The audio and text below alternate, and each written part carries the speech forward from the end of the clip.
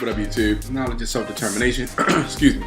So this morning I posted a video talking about the strike, the immigrant strike across America that was corresponded through social media, and these folks did exactly what they said they were going to do, and they went on strike.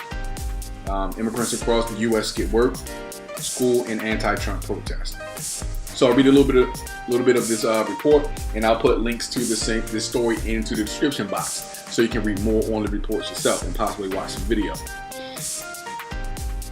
This particular report is coming from Reuters. Businesses shut their doors, students skipped class, and thousands of demonstrators took to the streets in cities across the United States on Thursday to protest President Donald Trump's immigration policies. Activists called, quote, a day without immigrants, end quote, to highlight the importance of the foreign-born, who account for 13% of the U.S. population, or more than 40 million naturalized American citizens.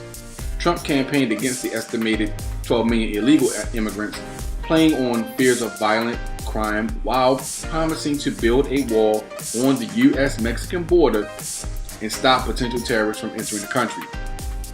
But let's not overlook the fact that when Hurricane Katrina hit, Mexico sent tens of thousands of their troops to help. I don't know how much money they spent in aid and how many tons of supplies they sent in aid, but you want to build a wall to keep these people out, even though these people, in our time of need, came to the defense of American citizens. Sorry for that digression. Trump campaigned against the estimated 12 million illegal immigrants, playing on fears of violent crime while promising to build a wall. Yeah, I already read that, I'm sorry. While the number of participants in Thursday's protests cannot be determined, many sympathetic business owners closed shop, and working class immigrants forewent pay for the day.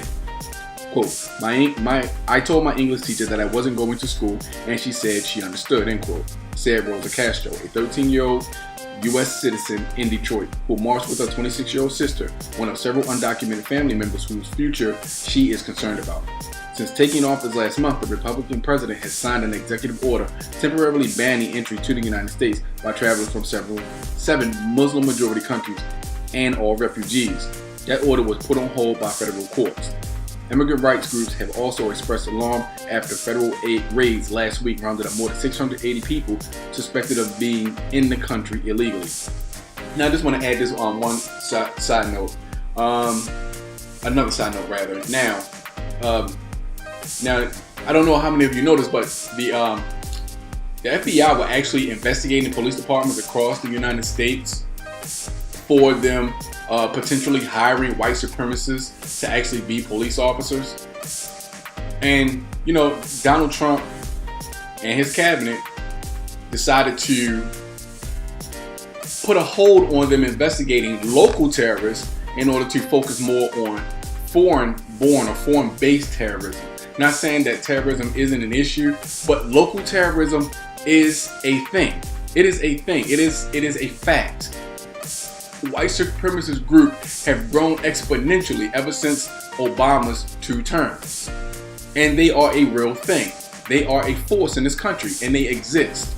So if you're going to fight terrorism, which I don't have anything against, fight all terrorism, not just terrorism from people who are browner than you, who